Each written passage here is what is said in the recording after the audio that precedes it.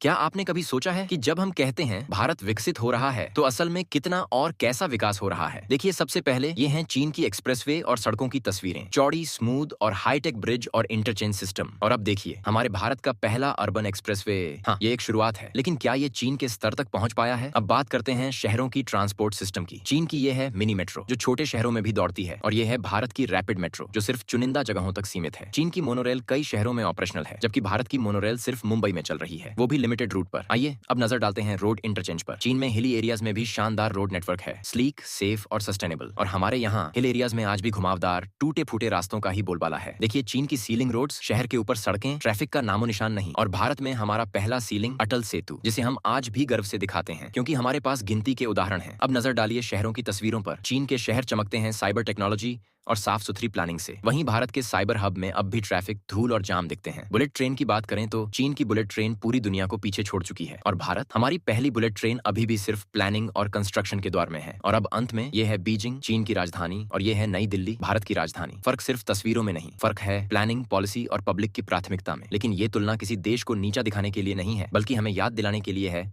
कि अगर हम चाहें तो भारत भी चीन को पीछे छोड़ सकता है। जरूरत है तो बस इरादों की, नेतृत्व की और एकजुटता की। इफेक्ट टीवी 91 पर जुड़े रहिए, क्योंकि यहाँ हम दिखाते हैं फैक्ट्स बिना किसी मिलावट के।